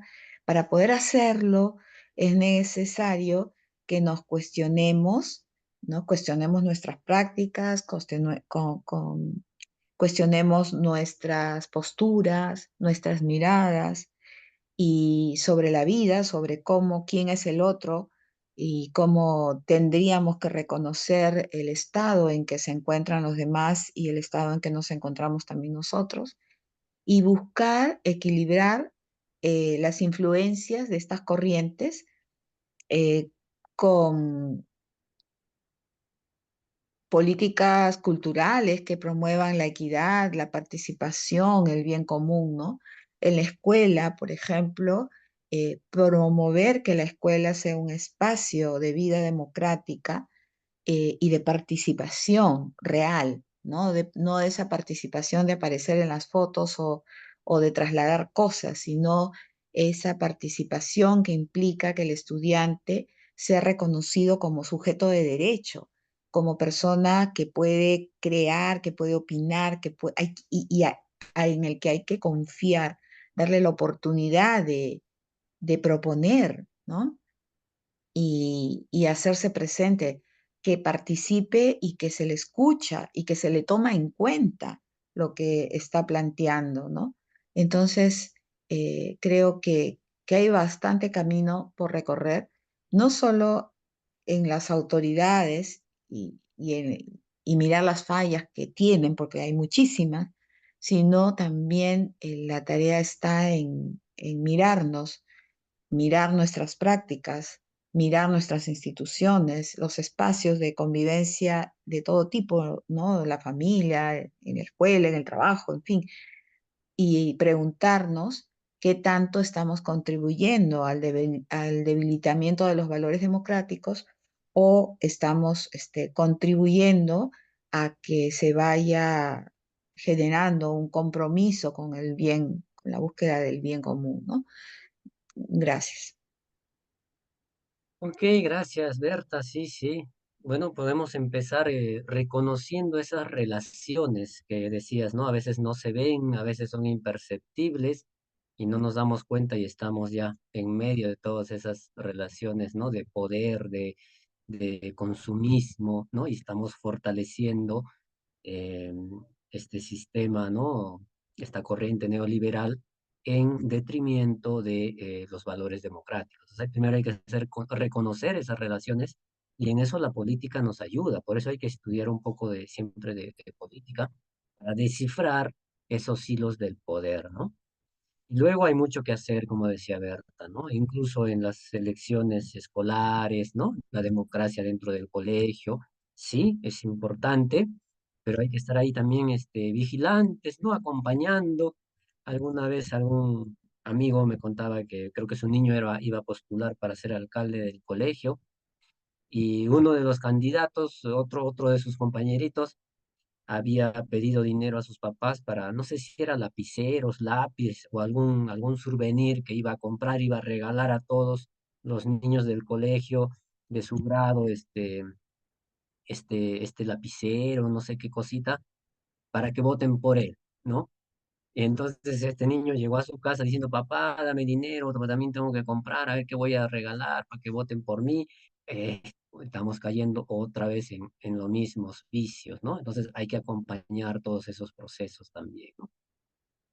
Muy bien, muchas gracias. Muy interesante el conversatorio, todo lo que ha ido saliendo en sus participaciones. Gracias por todo esto. Y permítanme compartir unas últimas diapositivas, unas 3 o 4 para hablar sobre la ética, ¿no? ¿Cuáles son los principios éticos? ¿Cómo podemos reconocer una administración pública o un gobierno que diga, yo soy un gobierno con ética? ¿Ya? ¿Qué tendría que tener, ¿no? ¿Qué principios debería enalborar o qué principios tendría que defender un gobierno que dice que es un gobierno, una administración pública con ética? Eso está estudiado, está trabajado. Vamos a ver este autor Villoria, un español, que nos dice, estos son los principios éticos que se deben vivir en la administración pública, en el gobierno, en el Estado. ¿Ya? Con eso terminamos. A ver, déjenme compartir, por favor. Voy a abrir la presentación.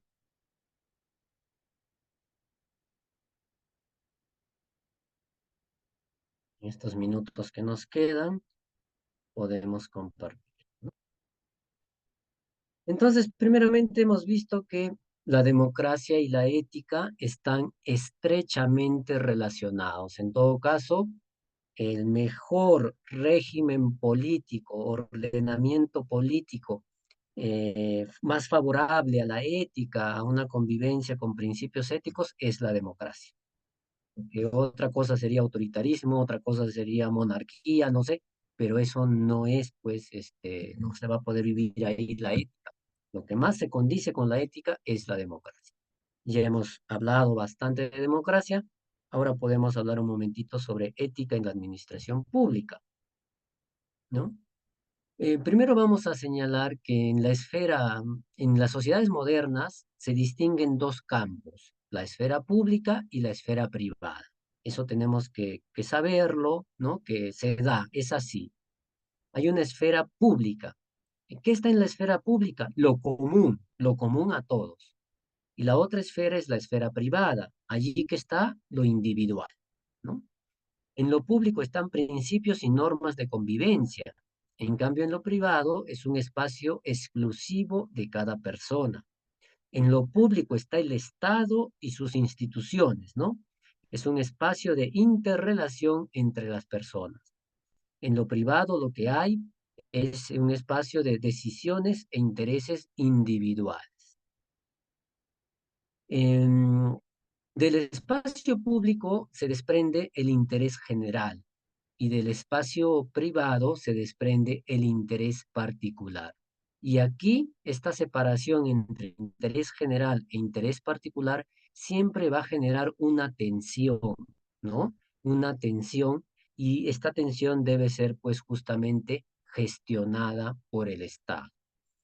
Lo explico con un ejemplo. En esta foto que ustedes ven allí, ¿no? Si bien el Estado debe defender el interés general, lo común, que serían los bosques amazónicos, podrían ser lo común, el espacio de lo común que nos afecta a todos, pero por allí va a haber algún agente privado que se le va a ocurrir decir, bueno, yo talo los árboles, los vendo y me hago millonario con esta madera, ¿no? Con esta tala ilegal. Entonces hay un interés particular de este agente individual, pero el Estado tiene que velar por el bien común, por el interés general. Entonces va a haber una tensión entre el interés general y el interés particular.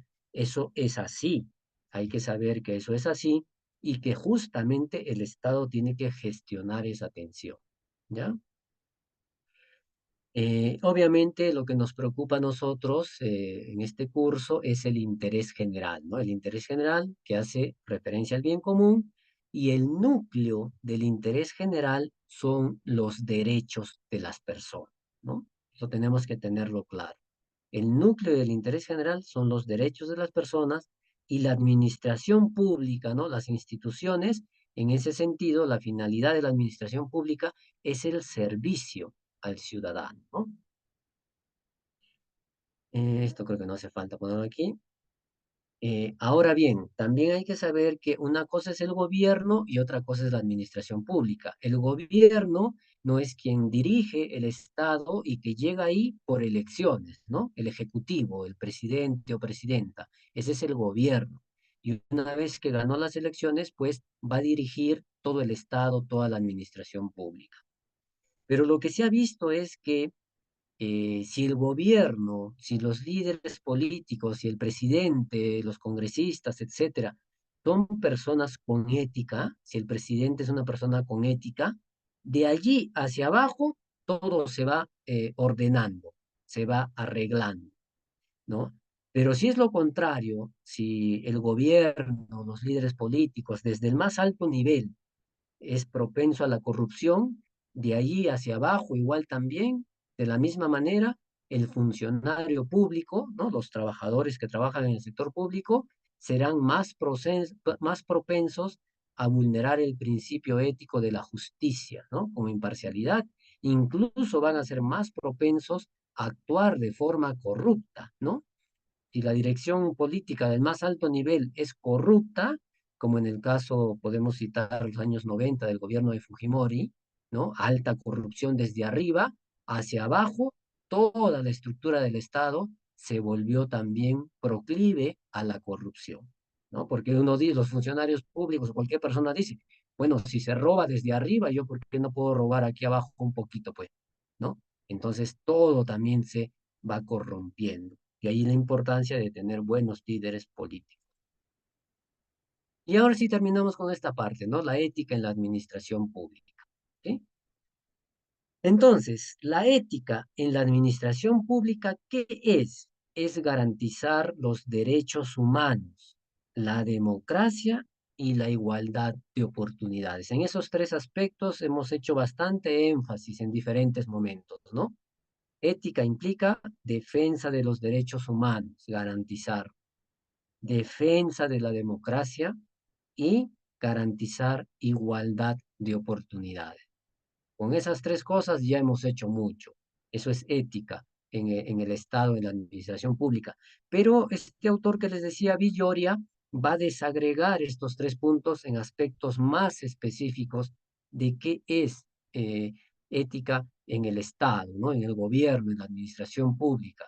Y va a dar estos principios éticos, 7 principios éticos que debería seguir todo gobierno y toda administración pública que quiere afianzarse sobre la ética. Primer principio, respeto y promoción de los derechos humanos en el marco constitucional correspondiente, ¿no? Ya habíamos dicho que la ética, por definición, es una aspiración universal también hacia los derechos humanos.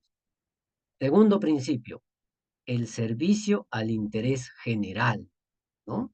El gobierno no puede estar al servicio del interés particular, de lobbies, de grupos de interés, de élites económicas, no.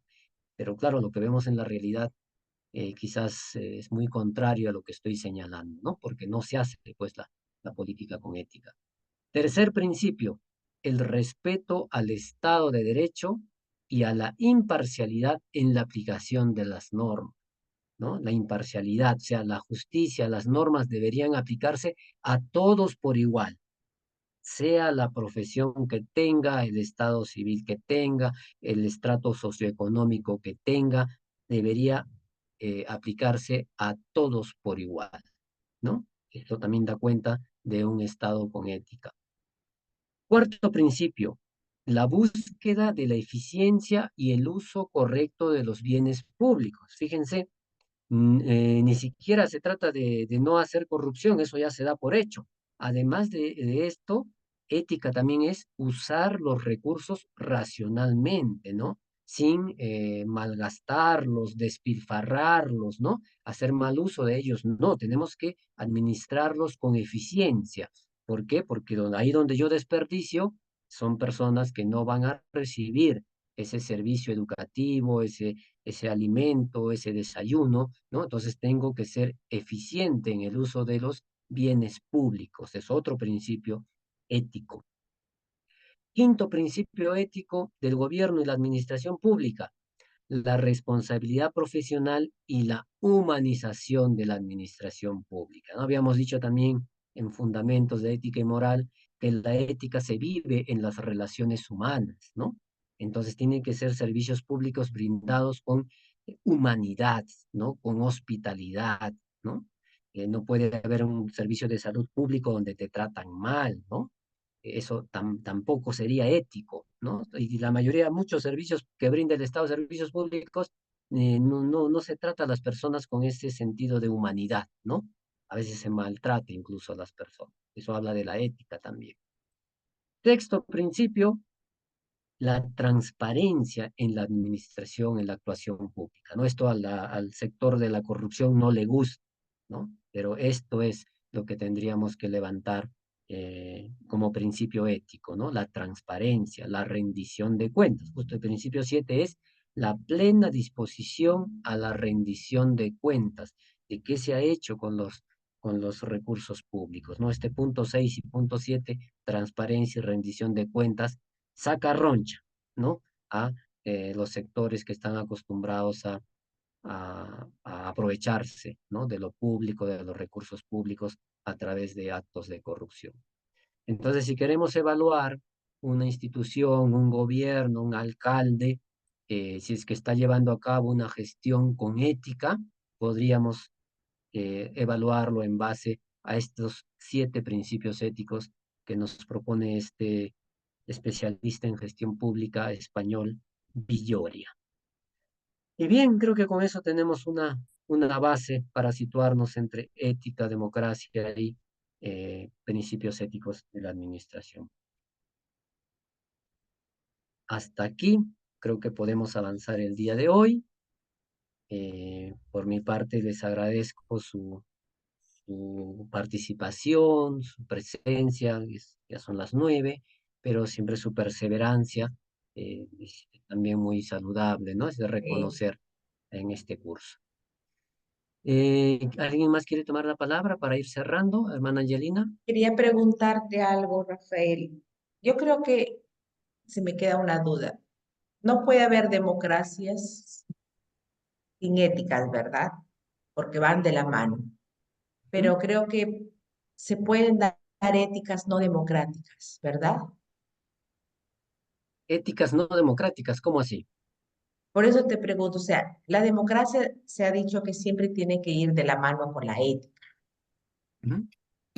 pero Sí. ciertas éticas no democráticas de la vida que pueden haber, ¿qué dices? Ya habría que ver, es difícil que haya éticas no democráticas, habría que ver un caso en particular. Sin embargo, habría que precisar, como lo hemos visto en las primeras diapositivas, que la administración pública se basa sobre este principio de justicia como imparcialidad. Y Ujú. entonces, en las bases de este ordenamiento democrático está inspirado en la ética, pero en especial en la ética de John Rawls, en la teoría, la cuarta teoría ética que habíamos estudiado, la teoría de justicia como imparcialidad de John Rawls. Es esa ética la que inspira todo lo que estoy comentando. Y en todo caso, en lo que es lo público, si queremos discernir sobre algún asunto público, lo más adecuado sería ir en primera instancia a esta teoría ética, ¿no? Hacia el velo de la ignorancia, esta posición originaria de igualdad, y utilizar esta escuela para asuntos o dilemas que tienen que ver con el sector público. Gracias. Qué amable. Ok, gracias a usted por la Buenas pregunta. noches. Muy bien, entonces, no sé si hubiera alguna otra inquietud. Y si no, vamos ya dando algunas de repente orientaciones más para la próxima sesión. Su hermana María Inés, de repente quiere dar alguna indicación. No, esperarlos dentro de 15 días, el 25 creo cae, ¿verdad? Sí, 25 de julio tendríamos nuestra última sesión conmigo del módulo 1, esta vez dedicado al liderazgo. Ujú. ¿Ya? Sobre toda esta base de que hemos hablado, vamos a conversar ahora sobre el liderazgo, competencias de liderazgo, modelos de liderazgo. Eso veríamos el día 25 de julio. Bueno, entonces, Bueno, pues gracias, disculpa Inés, gracias y yo me despido. Y también me apeno mucho porque el 24 y 25 tenemos una asamblea en Guadalajara de congregación y yo tengo un tema en esa asamblea. Entonces, va a ser difícil que asista y me apena mucho, pero bueno, no ya tengo otras verás el opciones. video en el aula virtual. Pues qué Ánimo. pena, pero muchas gracias, Rafael, y gracias a todos. Gracias, Marines. Buenas noches, gracias Rafael. Buenas noches. Gracias.